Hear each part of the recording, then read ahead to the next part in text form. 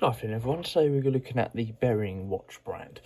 So let's get right onto it, shall we? So looking at the box, initial look at the boxes, it's got these little sticky labels on the side just so it holds that lid down. But it's a simple white line textured box with a nice lift off lid with these labels to keep it in place.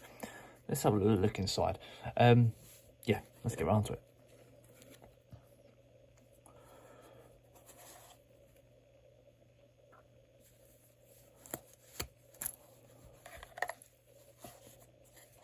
Very well compacted and a nice cushion as well to go with it.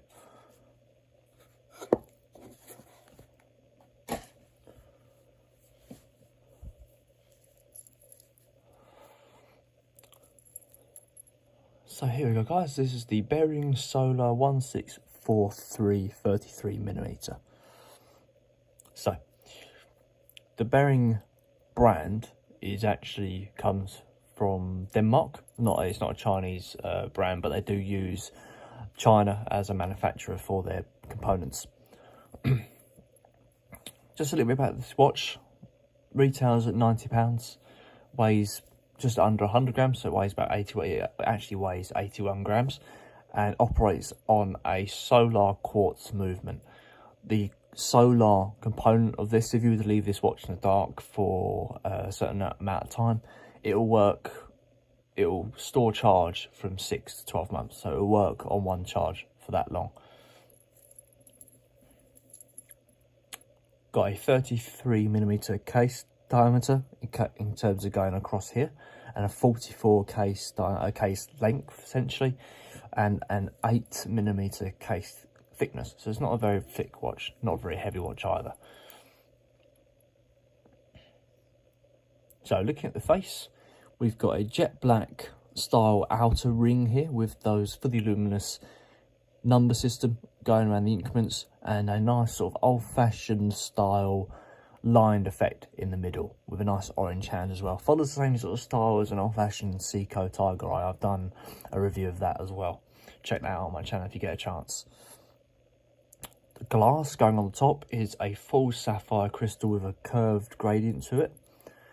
Fully luminous hands as well, with a stainless steel detailing around the outside, and a nice orange second hand just to add a nice bit of contrast to the face of the watch.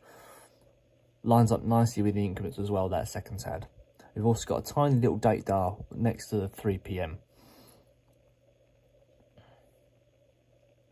Coming around to the casing, no bezel, but it's just a full jet black stainless steel curved style case with a full chrome effect going around the side.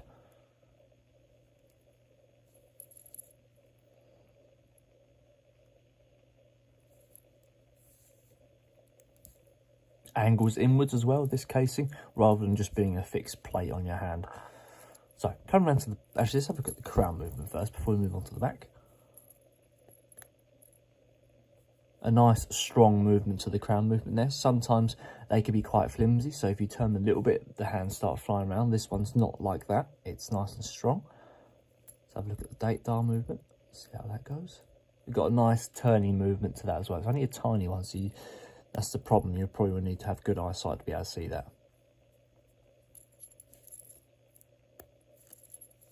Let's go around the back. So look at the back plate. We've got a nice globe there on the back with that Bering print. Just a little bit of information about the water resistance and stuff like that. So water resistant to 3 ATM.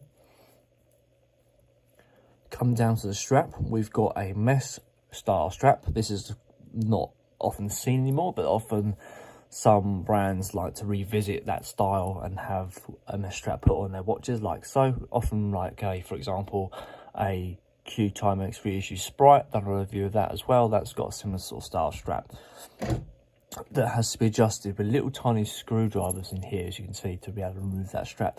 But the strap doesn't need to if you want to remove that strap, obviously you have to change that. You don't need any sort of tools to be able to adjust the actual how the strap fits you. I can show you in a second how we do that. So it's a full mesh style strap with a 20mm at the actual casing here. Full mesh stainless steel strap. So coming down to the actual clasp, we call it an adjusting clasp system. you simply just fold it, so it's got a lined effect, no print with the bearing at all there. So you just need to lift that up. And there's another plate underneath that allows you to, you might need a tool for this actually. You have a little tool in here that just flicks open, and you can then adjust it based on how you want to fit on your wrist. Yes, just a little tool, slot that in there, lift that up, and then you can adjust it from there.